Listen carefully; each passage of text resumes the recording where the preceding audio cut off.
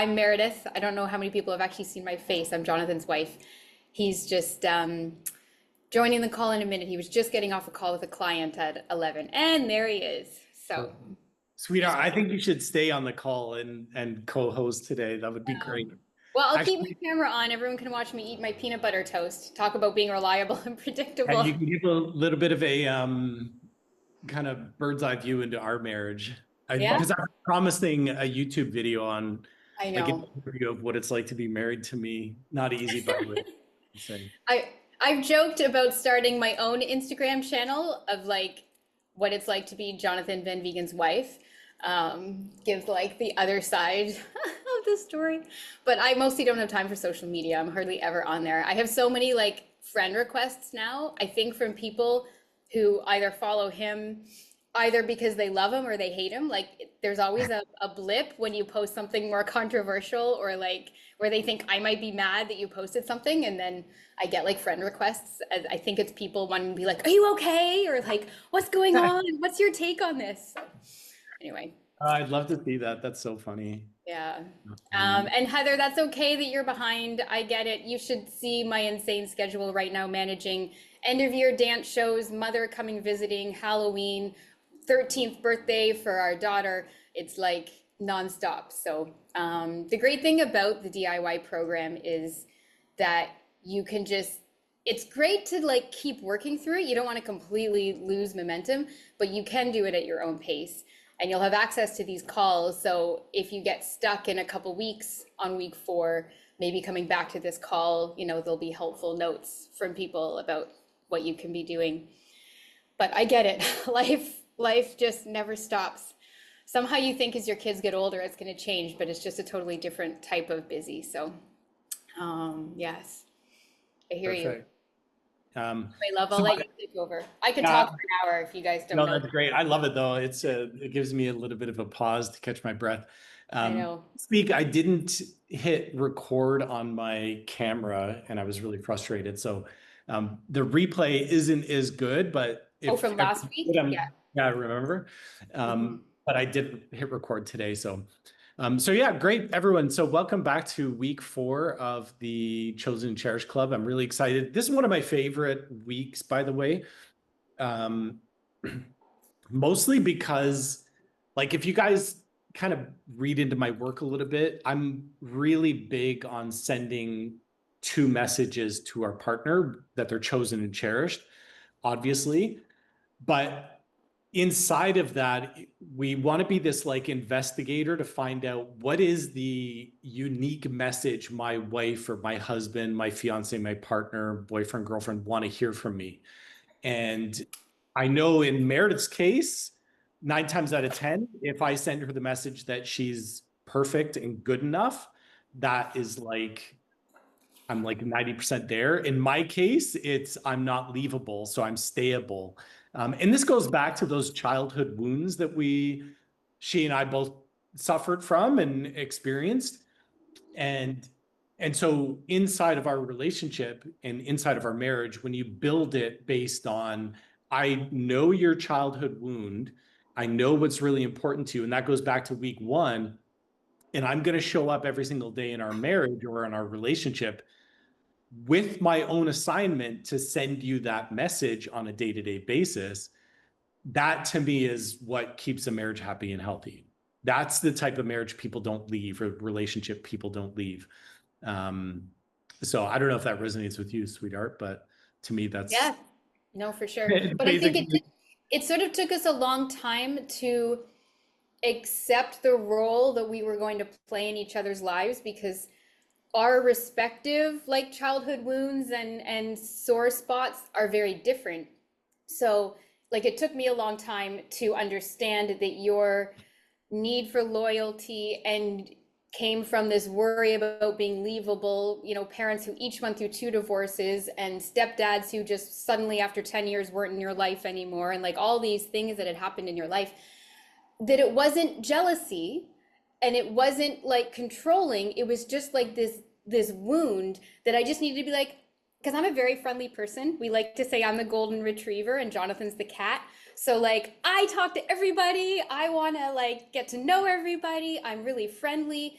And but I'm incredibly loyal. Not a single cheating bone in my body. And so it took time for Jonathan both to learn that about me, but also me to learn that all he needed was that little moment of like I'm yours, you're mine, we're good. Now I'm gonna go work the room and like talk to everybody, but don't worry, I'm not leaving you. And it was like me learning that that was okay for me to give him. And he didn't want to restrict my freedom. He didn't want to stop me from being me. He just needed those little moments for me to remind him that he's not leavable. And then vice versa. Like, he thinks it's crazy that I get so worried about disappointing him because deep down there's something about my relationship with my dad that I think if I disappoint a man, they're just gonna like turn off the love tap and it's over.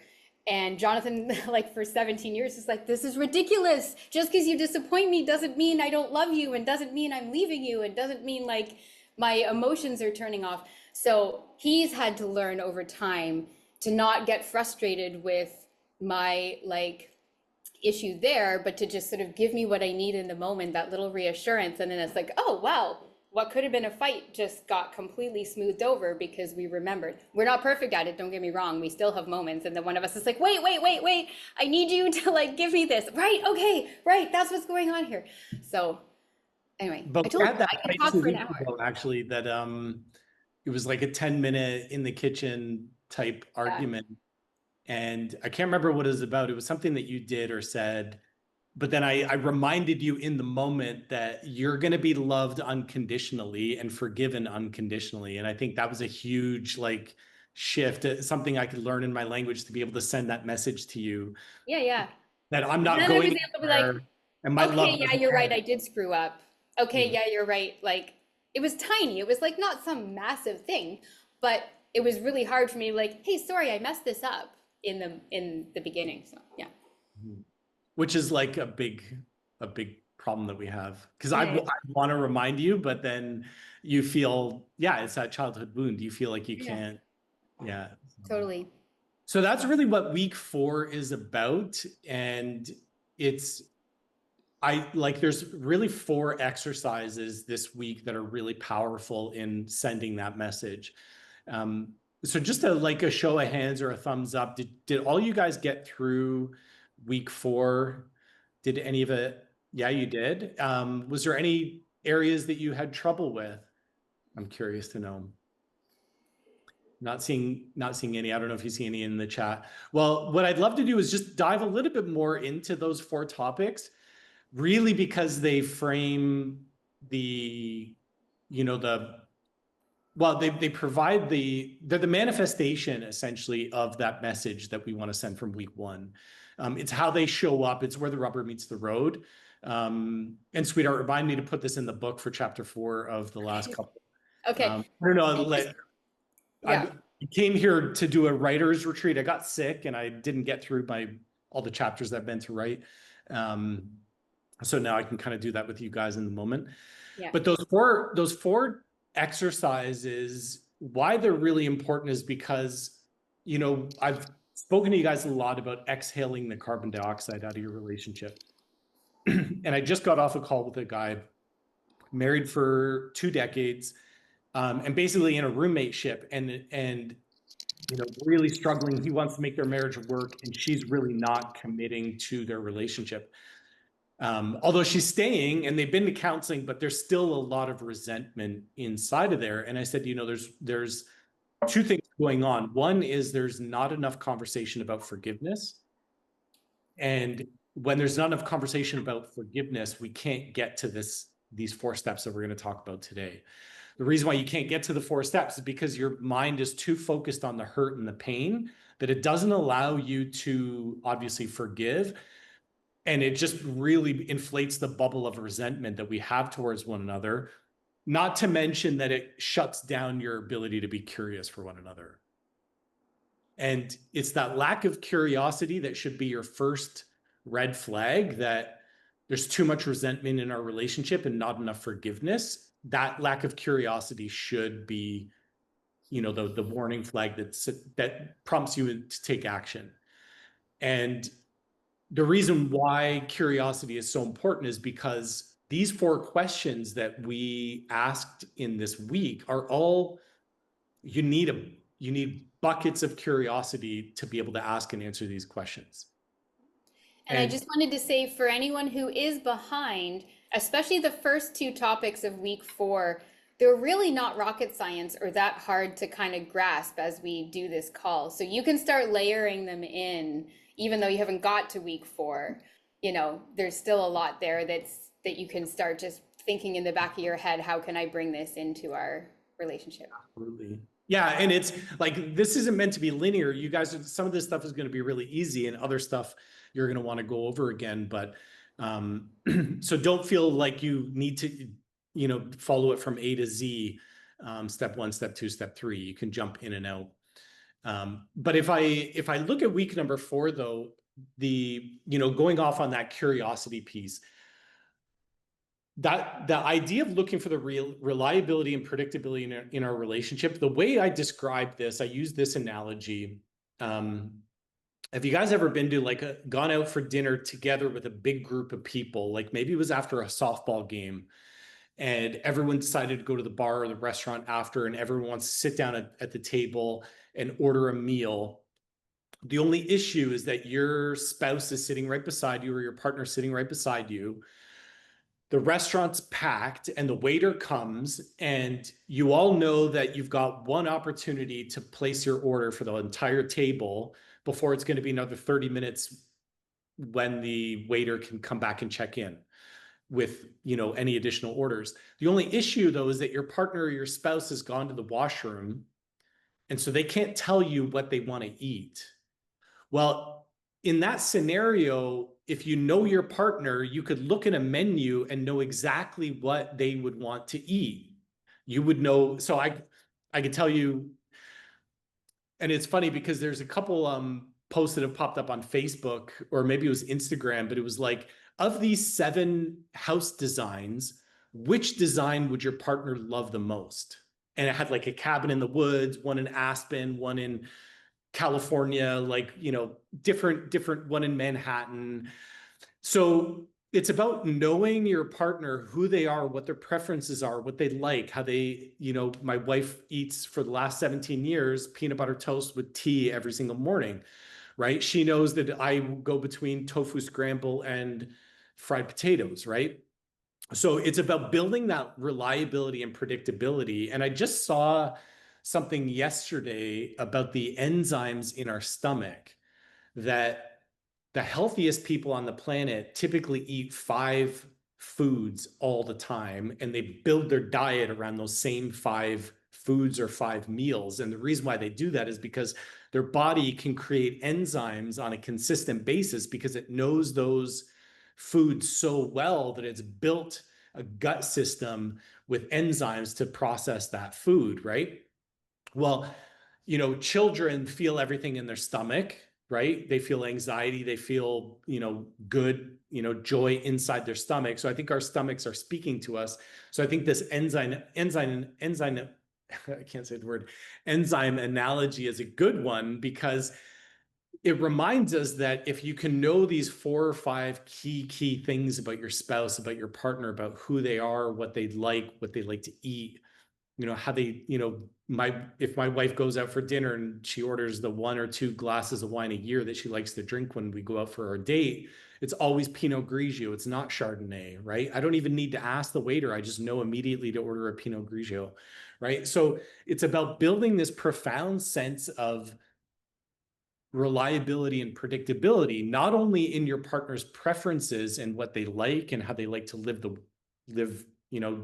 their lives, but more importantly, how they are going to respond and how you're going to respond with each other, right? So in certain instances, when you guys run into difficulty, run into challenges, the focus is, we've been here before. I recognize this type of disagreement or this argument that we're having, and this is exactly how we're going to move through it, because we've done it before. We did it well. We did it well in the past. Let's recreate and redo what we did, but maybe we can get a little bit better at it, right? So all that idea of reliability and predictability is really built on a profound sense of curiosity for who your partner is. And so those 3 questions, if you notice the way I phrase them, in what ways did you show up consistently? right? Or are there moments of when that unreliability and unpredictability has impacted you?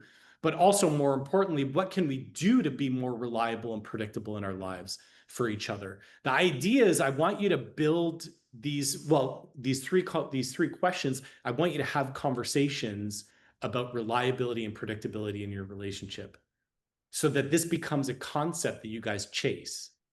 This becomes something that we talk about, right?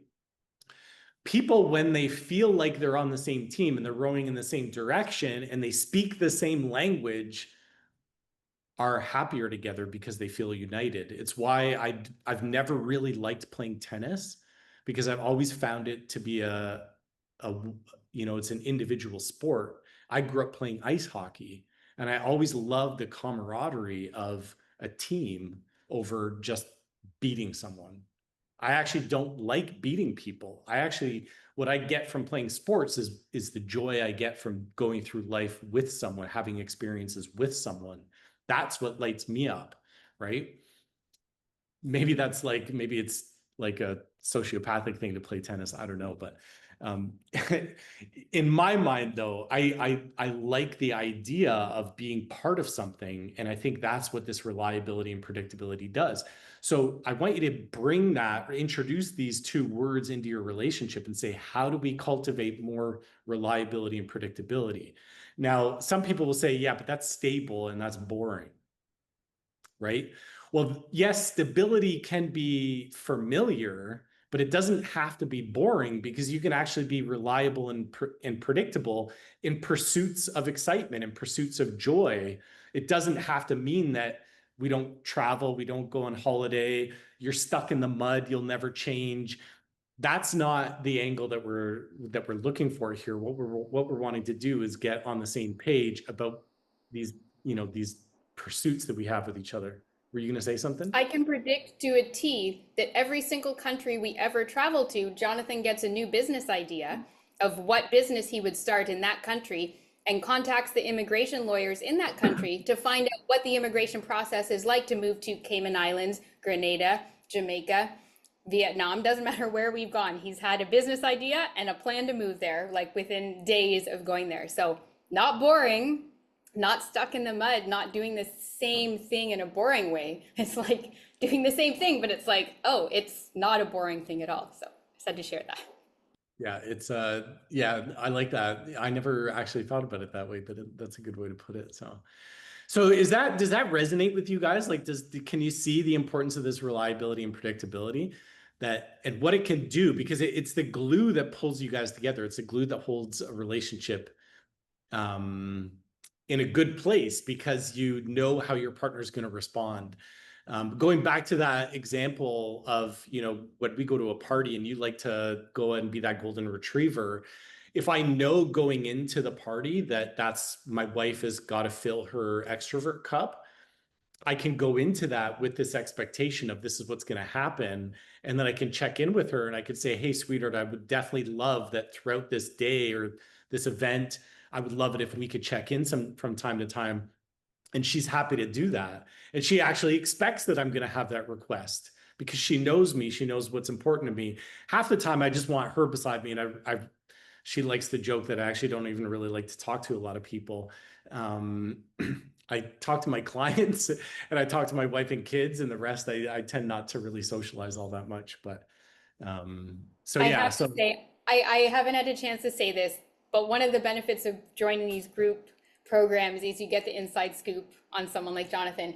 And one of the funniest things about him and the fact that he has become such an amazing therapist is the fact that he does not possess any of the qualities that most people think of when they think, who would make a perfect therapist? In fact, if you asked anyone in either side of our lives, coming more from my background or his, everyone would have said, oh, Meredith would make the better therapist. Like, I'm the empathetic one. I love listening to people's problems. I'm always the one friends come to when they need to talk about stuff. I'm like, I help everyone with everything. Jonathan is like the opposite. Like, he's a great man, don't get me wrong. He's super generous. I remember one time he made a casserole and drove it to our friend's house who was about to have a baby because I was off on a work trip. But he does not care about drama.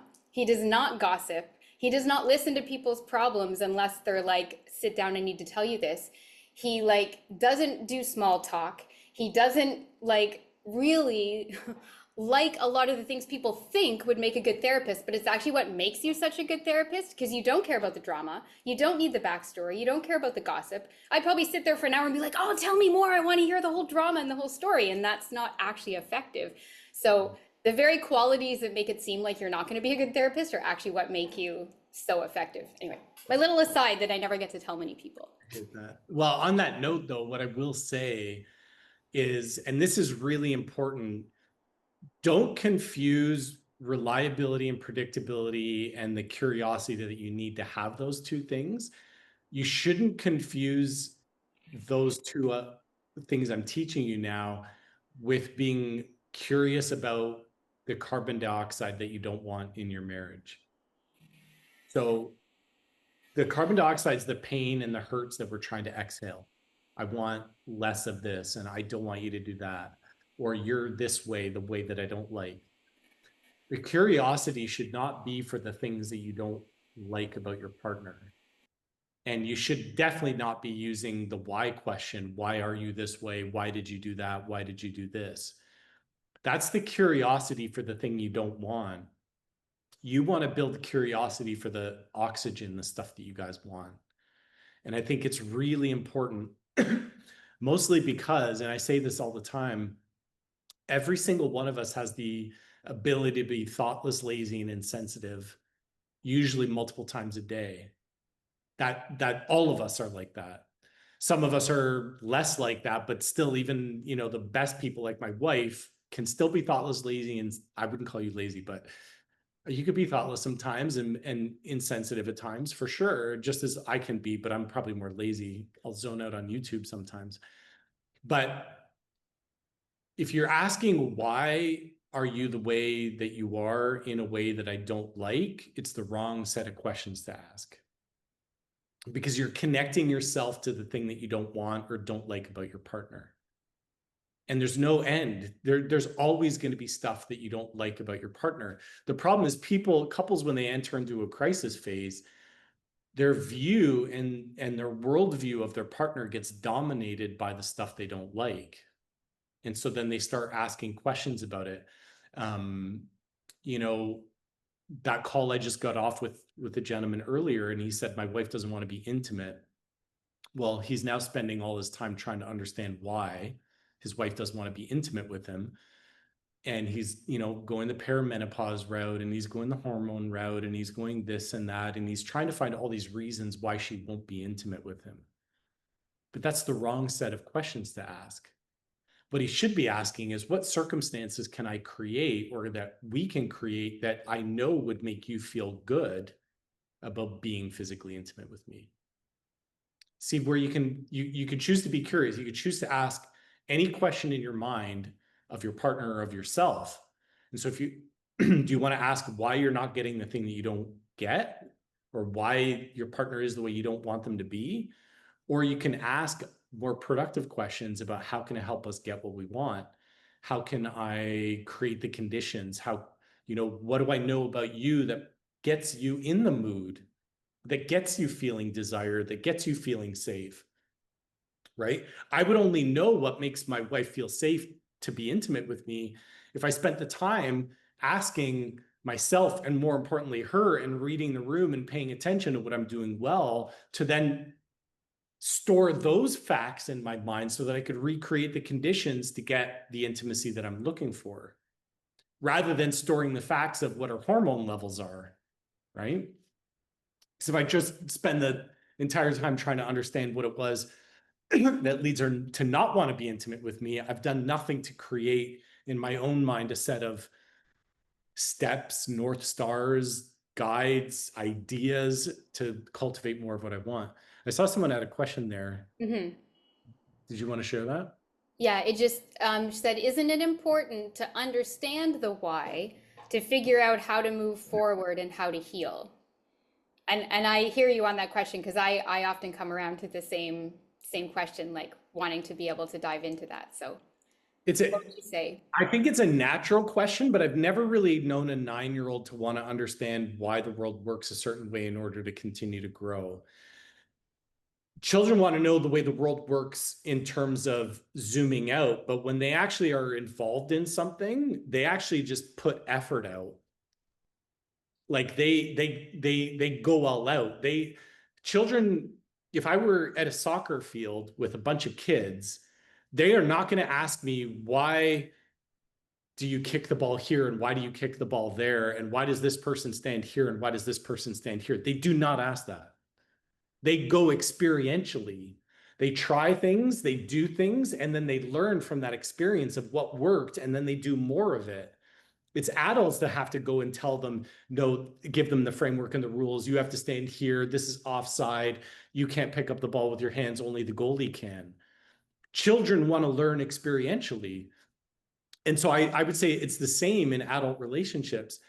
I would rather spend my time learning experientially with my spouse what made her feel good, what made me feel good, than try to understand what doesn't make them feel good by them telling me what doesn't make them feel good. Right? Does that mean we go for a walk? Does that mean we spend some time together? Does that mean I come home and we engage in conversation? We put our phones aside. So let's learn the things together that we're doing together that gives us more of that North Star that promotes that feeling of this is working and let's go and do more of that, as opposed to sitting down at a table and saying, these are the conditions that don't make me excited for you. Right? You can Yes, I only know do. a lot of people, this is like new ways of looking at this kind of thing. Most people are used to wanting to spend time talking about the past and the why and the pain and all that. And I mean, you have said to me, Jonathan, at times, like there is a time and a place to have that discussion. You know, if people need to get it out and you need to acknowledge that, okay, we understand the pieces that were in place. I mean, we've talked about your childhood and the things you went through and how that's formed who you are as a person and how you react to things. And I think if I can step in, it is important at a certain level to understand the why. Like if I didn't understand what Jonathan's dad was like when he was a 4-year-old, it would make it a lot harder for me to have understanding and empathy when Jonathan went through his own struggles with anger and has learned to conquer it. But it was like a journey for him to figure out how to express himself, not based on how his dad treated him. So understanding that why was really important for me. I needed to know that. But I think the problem happens when you stay stuck in trying to understand the why and you stay trapped in that cycle, and that's the only thing you're focusing on. There's like a time and a place to let it all out, to hear the stories, to know what happened, to know what caused something, to know where it came from. But then you have to choose to be like, okay, we got it, we know this, but now we need to kind of like step outside that and look in this different direction, which is more the experiential or the how, you know, what do we do that moves us away from the pain and into something better. Does that make any sense?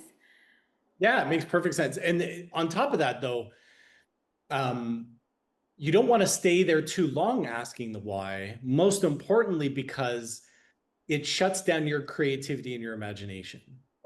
And yesterday, I just met with my writing coach, and I was talking to her. I've got 2.5 chapters to finish this book, and then I got like the epilogue and stuff I got to write. But 2.5 chapters I have to finish, and then I turn it over to the publisher. The worst feeling I have every single time I go to write a new chapter is I open up the Word doc and I'm staring at this blank screen and I don't know what to write, how to open up the chapter. I always know that the minute I get the first opening sentence out, I can usually get to 500 words. I just need that first sentence that I like that'll then get me to 500 words. And so I was talking to her about it and I said, you know, Sheila, it's so hard for me to stare at this blank screen. Why can't I write? And she reminded me, she said, Jonathan, that's not what you need right now. She said, you got to set a timer for 10 minutes and just write opening lines and just write one and then write another one and write another one and write another one for 10 minutes. And she said, your creativity will turn on because you're uncorking the bottle and you're letting creativity and imagination flow out. And I think it's the exact same thing that what happens when if you spend your entire time asking why our relationship is the way it is and try to make sense of the way it is, there's no creativity happening there. It's a complete shutdown of what you want. It's just trying to better understand what you don't want. Whereas when you just start to experience each other through making an effort, through taking action, you will learn what works, and what works you do more of, and what doesn't work you do less of, or you abandon altogether, right? So I really, in terms of intimacy and affection and reconnection, I really want you guys talking about how can we move through and practice and start experiencing the thing that we want, not try to understand why we don't have what we want. So I hope that makes sense. It's going to tie into the second part of week 4, which is that piece about focusing on sameness. And this is really important because when two people feel like they're two peas in a pod, they move through the hiccups and the speed bumps and the potholes of life far easier than when they don't feel like they're on the same page. And the one thing I'll stress here is that you don't have to be on the same page of a particular topic that happens to be the same topic as to why you guys had the fight in the first place. You could just be on the same page about your finances or your parenting styles. And just that, borrowing that strength from what you guys do really well as a couple and how you're on the same team and hold the same values and shared beliefs and things that are important to you, having an overflow of that sameness will get you through those potholes and those speed bumps. It's when people don't feel like they're on a same page with their partner in the larger, more important things in their relationship that those pinpricks start to feel like gunshot wounds.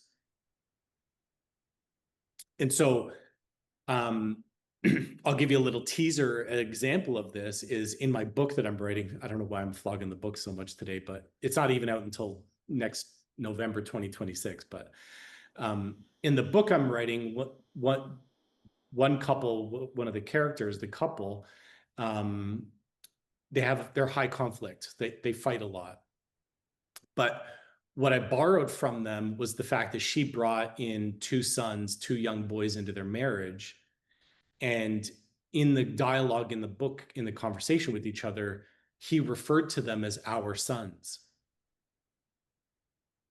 And so here was a high conflict couple fighting over his phone use. Yet on this bigger, arguably more important topic of parenting and creating a family unit in which 2 young boys could feel like they belonged to, here was her husband using the word our sons, right? That's pretty profound when you think about it, that on this, a lot of other men probably would have said something like her kids, her sons, right? Yet here he was saying, no, they're actually ours. I came into this marriage. I married you. I'm going to see your children as my children now too. It's a very profound message that he sent her. And what I love about that is that it really shows that they were on the same page in this significant, deeply meaningful, emotionally important subject of building a family unit to make 2 young boys feel comfortable. Because they had that, I highlight that in the book and I say, you guys connected on this profoundly important area. Of course you can weather the pinprick of his crappy phone use because it's just a pinprick. But if they didn't have that sameness on that profound topic, that pinprick would feel like a gunshot that reverberated through the entire family. And so that's why I encourage couples to look at sameness, not differences, right? She's that way, he's that way, we don't align, we don't have the same values and beliefs. I would never have, ask Meredith, I've banned topics of politics from our marriage. I will not, and we align for 90%, the other 10% drives me crazy.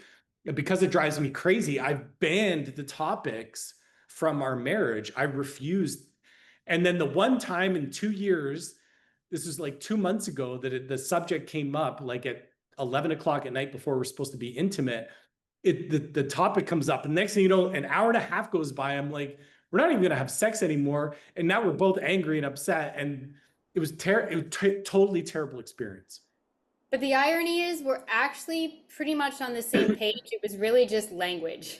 It was Really? like the language being used to try to express certain subjects was like different, and it took this like stupid fight to get through it and realize, oh my God, we're actually like both kind of saying the same thing and actually agreeing. So let's just move on.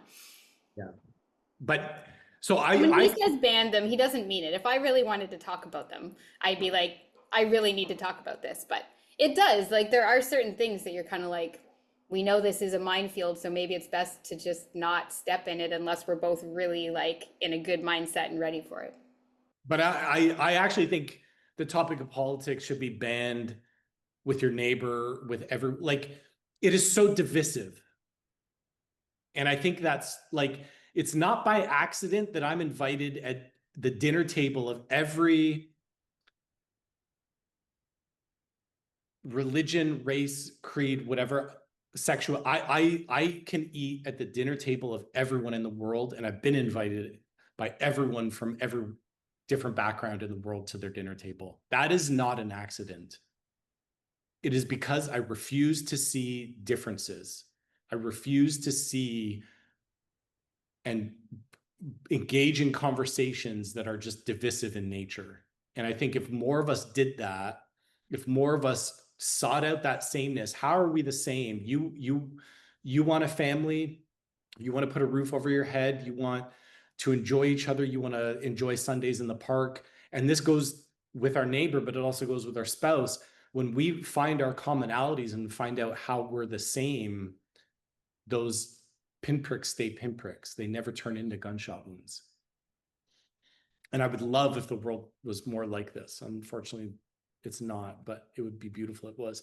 So week 4 in that exercise too, of focusing on the sameness, what are the values that we share together? And I asked that because I want to launch you guys into a long conversation about how you guys share the same values. The way in my book I'm talking about that couple, you have the same values about parenting. That's really important. That's huge. Same values about health. I see couples that work out together. I have a couple, the other side of the world. They both do martial arts together. Now they have conflict, but I always circle it back to this commonality that they share for this love of working out. And when they reconnect on that level, then they can see that they're really, I mean, in their case, they're actually playing out their martial arts in their relationship and fights, and they remind themselves, hey, let's tap out so that we can disengage, and use that language of our shared hobby, the thing that we love to do together, to get us out of these fights that we're in, right? So what are the same values? What are the same beliefs? What are the other areas in your lives where you guys align completely? Is that finances? Is that, what type of holidays you guys like to take? Is it, how many times you guys want to be intimate in a week or in a month, whatever it is? I want you guys talking about how you guys are the same. And it's not by design that that's how you fell in love with each other in the first place. And I remember my wife 17 years ago, she was probably wearing the exact same thing, black t-shirt and her hair pulled back. And we were on Bloor Street in Toronto out for sushi. And all I could do was ask her questions because all I wanted to do was hear about what she liked and what her hobbies were and how she spent her time. I just wanted to hear because I wanted to identify with her in more ways so that we could get on the same page and find those commonalities. So think about it for a second. The commonalities and how you guys were the same is what made you guys fall in love with each other in the first place. And so if you haven't had these conversations in a really long time, now's the time to go back and have them again. So were you going to interrupt there, sweetheart? I was just gonna say, I didn't think of it, but this is the first date look. This is totally how I look. It's a big inside joke because I got dressed up in a suit, although I was coming from work, but and then she came with her hair pulled back in a ponytail and a black t-shirt. It And wasn't a black t-shirt. It was a stylish top, but his memory of it is just black my t-shirt. memory of it was that I call it the baggy black t-shirt, but it made it really easy because on our second date, she wore this beautiful summer dress. She had her hair down, she had heels on. I was like, yeah, she likes me. But that was a good thing because I knew after that second date that I was going to marry her. So um, I had to feel safe. So yeah, then the third exercise in week 4 is that exercise about describing your partner, and that's really important because it goes back to it's built on that curiosity building block. That's the foundation, right? The curiosity, and then it's the reliability and predictability, and then it's how we're the same. Then I'm asking you guys to describe each other and describe each other in a way that what are the things that you really want to see about your partner? You're not allowed to talk about the differences. Meredith isn't always on her phone. That's why I love her. Excuse me. That would not be an acceptable answer. She's a devoted, selfless, the most selfless woman I've ever met.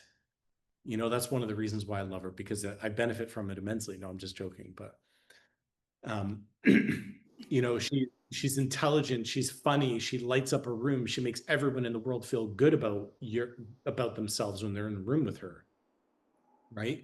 So I'm describing her identity. I'm not describing only what she does. A lot of men, when I ask them to describe their partners, they'll say she cooks well, she takes care of our kids well, she does this well, she does that well. I'm like, buddy, we got to hit pause here for a second. Don't describe a woman based on what she does well. I mean, that's all well and good, but that's not seeing into her soul. That's not seeing what makes her unique and special, right? Um, people like to hear good things about themselves, about who they are, not just what they do, right? But that's a really important piece when you're making a description of each other. I want you to do it from the lens of who your partner is. How do they make you feel? What type of person are they? Loving, kind, generous, right? These are the things. I love the way she laughs. You're talking about a person, not just what they do. So, so I think this is, and then just on that, when you guys do that exercise of describing your partner, go out for dinner that night, bring that piece of paper, and then read that description to each other. Now, this is an exercise of beauty because, again, you could only put the affirmative in that answer, in that description. So you can't describe hurtful things that they stopped doing. That's if they're not doing it, you're not describing who they are now. So this can be a really nice moment where you guys can share, what you see about each other, what you love about each other, what you fell in love with each other. And I really like these because these are the affirmations that we need to send, the messages that we need to send our partner, and what we want to hear and what the messages that we want to receive from them. So the whole goal is to shift you away from focusing on the things you don't love about your partner to get you focusing on the things that you do love about them, right? Which is really this entire 5-week program. Like if I could just shift your gaze towards seeing what you want to see about your partner and you ignore the rest, it's the same as if it's like filling your cup with a fire hose. Who gives a shit if a little bit of water leaks out the bottom? So if the stuff that leaks out the bottom is the stuff you don't like about your partner, but you're filling your cup with a fire hose, do you care that you're leaking a little bit? Right? So there's probably much more leakage in Meredith's cup from me and all the shitty things that I do. Good thing there's like 2 fire hoses filling her cup. But Not that bad. so yeah, so that's why I ask you guys to describe your partner. This entire program is about getting you to see more of what you love about your partner and vice versa. And it's always built on this idea and this notion that, and just go with me for a second, when people feel good about who they are, they always sweep their own side of the street. Because there's no pain to go self-soothe anymore. Like if you're in a marriage that feels so safe, so loving, that makes you feel so accepted and loved for who you are, you show up and do the dishes. You are intimate when you necessarily don't feel like being intimate because you know it's important to your partner. You show affection, you go the extra mile, you put in the work for your partner to brighten their day, to make them feel good because you feel so beautiful in your marriage or in your relationship, right? You also minimize your faults. You become self-reflective. You learn, you grow, you transform, you change, you put in all the work that you need to do to keep this relationship because it's so fulfilling, right? But you would only get that deep, profound sense of this is a fulfilling relationship if you felt so good in it. And people can only feel good in it if they feel that who they are is loved, accepted, and good in this relationship. And the way I'll describe this is another character in my book where a husband cheats on his wife. And we talk about forgiveness and the importance of forgiveness. And this is a really difficult subject, but the reality is that if there's been infidelity in a relationship, the person who's cheated obviously can't continue the behavior. They need to change and seek forgiveness and take full accountability and be committed to fidelity. Now, assuming they've done all that, if they've not received forgiveness from their partner, they will leave that marriage or that relationship.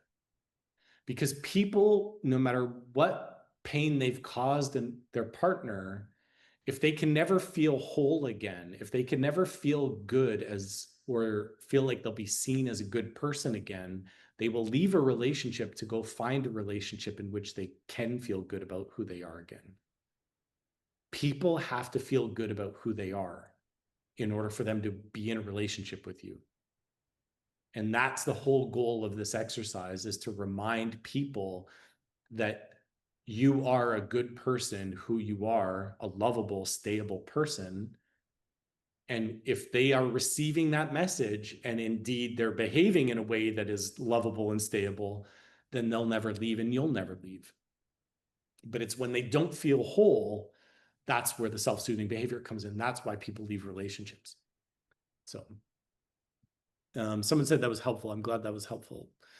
And then the last question, the miracle day, this miracle day is really just a fun question about how would your day unfold in that relationship. I want you to transplant. Imagine that in the middle of the night, a miracle happened. You wake up in the morning and you are in that fulfilled relationship in which you're a whole person. You're loved for exactly who you are. You and your partner are on the same page in so many profound ways, and you've built such a reliability and curiosity and a predictability for one another that this feels the safest place that you could be. How would that day unfold? What would your interactions look like? Now, again, this has to be described in a way of, well, in the affirmative. It can't be, oh, you're not on your phone. Oh, you didn't leave work without giving me a kiss goodbye. You've got to describe that day in the opposite and describe and build that vision in your mind of what that day would look like, so that two things happen. One, the reason why I ask you to do the miracle day is I want you to have a vision of what you want in your mind so that you have a North Star about what you need to do to go and create that day and to make it happen, right? And I'll touch on that in a second. But the other reason why I have you guys go through this miracle day is because I bet you some of the things that you would put down in that miracle day, they're already happening in your relationship on a day-to-day basis. But the odds are you haven't seen them or paid as much mind to them, or you haven't even realized that they were part of your miracle day. And indeed, your miracle day is happening in doses every single day. And that to me is really profound. Because what that says is that there's actually indeed a lot of good happening in our relationship on a day-to-day basis. Now, if you come talk to me and not my wife, she'll be like, well, why isn't your day completely perfect? Right? And she'll want to know all the things that are wrong with the other parts of the day. Whereas if you come to me, I'll be saying, hey, great, we've got a solid base to build on. What more would we add to your current day to get you closer to that miracle day? Which goes back to week number 2, maybe it's week number 3, where I ask you the past, the present, and the future oriented questions. Remember the scaling? I think it's week 3. So go to week 3. What have we done? So let's say our miracle day is like a 10. And these days we're currently at a 5 with half of the stuff on our miracle day happening on a regular basis and the other half not. I'm convinced even just paying attention to what's happening that would be included in your miracle day, what's happening from your miracle day on a day-to-day basis, if you could see that a little bit better, you'd probably go from a 5 to a 6. But then let's assume you're a 6 now. I could say, well, what have you been doing so far that got you to that 6? Then I could ask you, hey, if you're a 6 and you wanted to go to a 7, what could you do? Which would be your present tense, present-oriented question. And then if I were to say, well, what if you were an 8? What would have happened that got you to the 8? That's your future-oriented question where I've your imagination. Right? All of this, the entire 5 weeks that we're working together is all about getting you guys more of what you want. Connecting you guys more to what you want for those 2 reasons. One, when people get more of what they want, they sweep their own side of the street, and which makes getting more of what they want more possible. And 2, when people start getting what they want, they're actually motivated because they like it so much that they want more of the carrot. They want the cherry on top of the cake too, right? I love to win, and I just want to win more. It's not enough for me to win 80%. I want to win 100%. Right? And you wonder where Charlotte gets it. Yeah, that's our eldest daughter. The other reason why the Miracle Day is so good, so the one reason why the Miracle Day is so good is because it gives you an idea of what's already happening on a day-to-day basis in your relationship that would be part of your Miracle Day. Did one of you make coffee? Does one of you make coffee for each other every morning? I can tell you, without fail, I get up every day, usually between 5 and 6. I go make my coffee, then go sit on the couch. I start watching a bit of YouTube videos while I'm getting my brain to start working so I can create my next Instagram reel. And Meredith will come out usually about 7 a.m. And the first thing she does, she walks up and gives me a hug and kiss every single morning. It's been that way ever since I can remember. So that's part of my Miracle Day. So that's something that happens every single day, right? What else would I add to that? These are just more of the things that I would want to know. These are more of the North Stars that I would add and layer on to get more and more of my Miracle Day. Now, the other big reason why you write the Miracle Day, is the same reason why Vincent van Gogh was asked, how do you paint your painting? He said, first I dream my painting and then I paint my dream. And I was just talking to another client 2 sessions ago before I got on this call. I said, Vincent van Gogh was a master painter. Clearly. He didn't need to be taught how to put ink on canvas. I think it's safe to say that he knew how to do that. So the hard part was not learning how to put the ink on the canvas. The hard part for him was having the image in his mind of the painting that he wanted to paint. So what I take from that is that making your Miracle Day happen is not hard. We're all adults. We have credit cards, we have attention, we have time, we have words, we have vocal cords, we have hands, we have feet. We can do something if I gave you an assignment to do it. The hard part is having the image in your mind of what you need to do. And that's the purpose of the Miracle Day, is to build an image in your mind of what your day-to-day life with your partner will look like, and then using our God-given bodies to go out and make that day happen. So that's why the Miracle Day is important. So any other questions does anyone have before we, I had 2 questions that I needed to answer. No?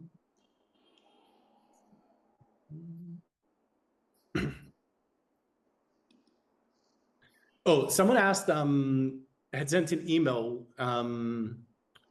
We do have a question about not making one of us the patient. Remember, I've talked to you guys about the identified patient, the person that's mostly in the wrong in a relationship.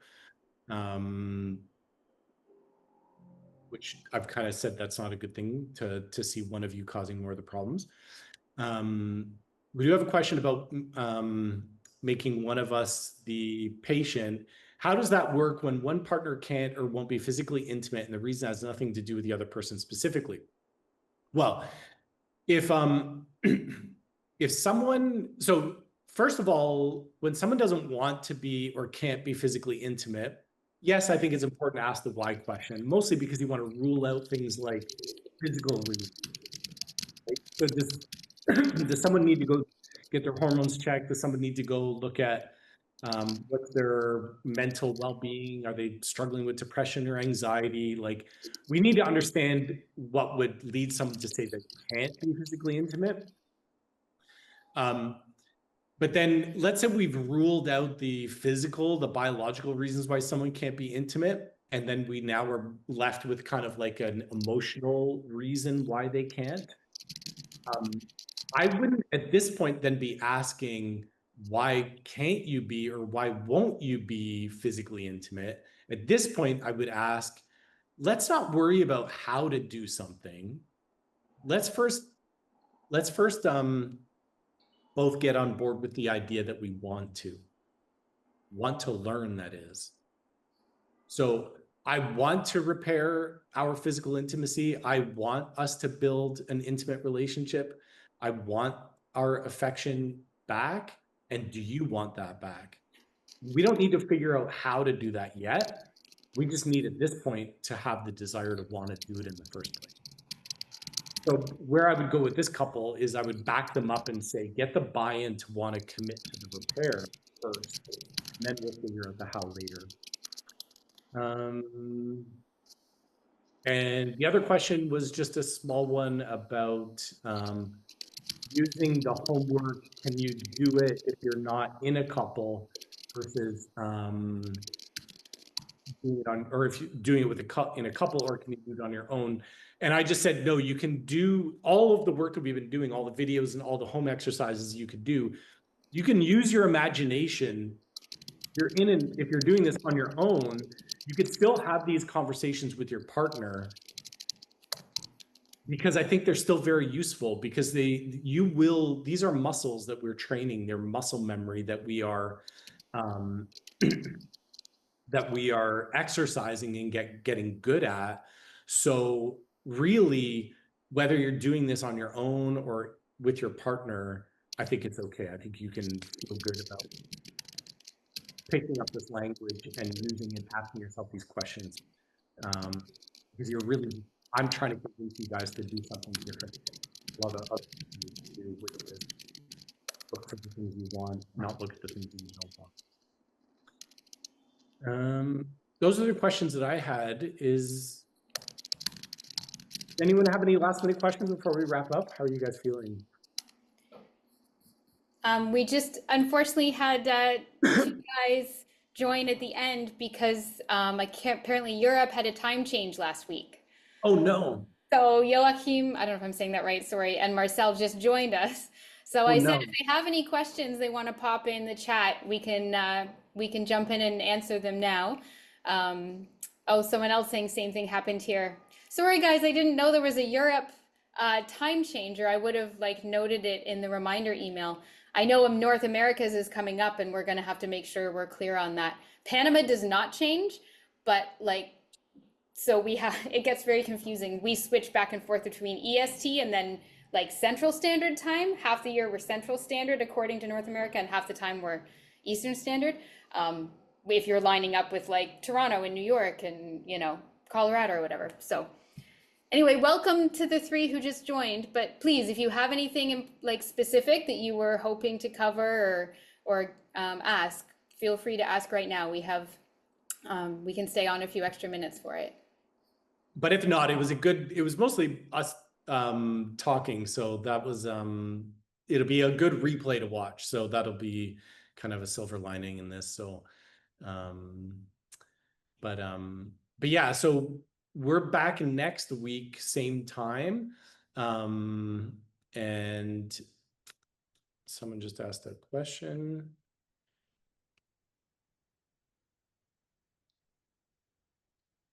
Saying this, we're still stuck with this. Okay, someone's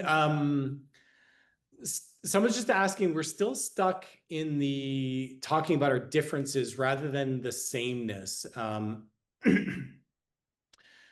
And for the person that sent that DM, if you want to send me an email with that, I'll reply a little bit in more detail one-on-one. If you want to like share a little bit more and get into it a little bit more, I'm happy to do that. A lot of the work that I do, like, you have to understand couples work and repairing your relationship. The world wants us to basically complain, talk about the things we don't like in our relationship. It's the hurt, the pain, the disappointments, the unmet expectations, all of that. Give yourselves permission to let that stuff come out. I have to do that in all the couples that I start with. I start with couples, we go through my 5-week program. The first session's always more front-end loaded with the pain. It's got to come out.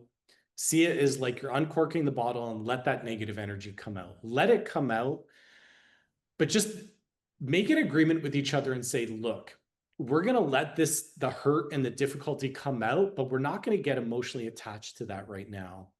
Or we're not going to attach our relationship to it. We're just going to allow it to come out so that we could have room in the jar to fill it with the things that we want. Right? So I wouldn't be too discouraged by the fact that you're getting stuck there. I would let more of it come out until you're kind of out. Did you ever have kids, babies, where they had this like cried out method? Like you just let kids cry it out and then they wear themselves out and then they fall asleep, right? We didn't do that, but the idea is that that negative energy's got to come out. I'm a miracle worker, but I'm not that good. Like I can't stuff joy into a jar that's filled with pain. It doesn't work like that. You need some space there. So let that stuff come out, but just make a covenant with each other and say, look, we are going to let this stuff come out, but we are not going to allow ourselves to get overly emotionally attached to it. And we're going to recognize it for what it is. It's a release of the negative energy so that we can have space to fill our jar with the joy that we're looking for. So And that would be I wanted to say, I don't know if this will help at all, but I feel like allowing this sort of chosen and cherished method, the approach Jonathan takes, which can be quite different from sort of what a lot of couples therapy ends up being. You do at a certain point, and like I had to do it too. I actually credit Jonathan going back and doing his degree in therapy with like really improving, if not saving our marriage, because he brought so many ideas and so much new information to the table and like, oh my God, like, let's try this, let's do this. But you do have to, at a certain point, decide to accept a new mindset and sort of decide to like embrace this new way of looking at it. And it's not always easy. And I still have my moments where I want to go back and dissect the why, and I want to talk about the negative, or I want to like stay stuck in the pain. I'm a little slower to change. Jonathan's always the one leaping ahead into the new adventure and the new future, and I'm sometimes the one like taking extra time to like be okay with it. And so I think when, saying you're stuck talking about differences, it makes total sense, and I think everyone's been there. But it does kind of take this conscious effort to say, we can keep going down that same path and nothing's really going to change, or we can both consciously say it's hard and it feels weird, and we have to say it doesn't mean we're like ignoring that happened or saying it didn't matter, but like choosing consciously to look in this new direction and try this new thing and just try this new way that might feel different or weird or uncomfortable. But there is sort of a conscious like choice you have to make to shift your mindset or shift your viewpoint to start seeing things in this different way of approaching dealing with relationships. Does that make sense, love? Like, do you think that's true? Yeah, for sure. We're either motivated by the carrot or the stick. And, I think the stick is a good motivator, but it doesn't offer a reward. It just offers you escape from the stick. I would prefer to chase the carrot because at the very least in the effort that I'm making to move, I'm going to be rewarded at the end, assuming I catch up to the stick, right? So if you're either gonna hit one end of the extreme, you're either gonna get hit by the stick or you could run into the carrot. I would rather run into the carrot, at least knowing I'm gonna get fed.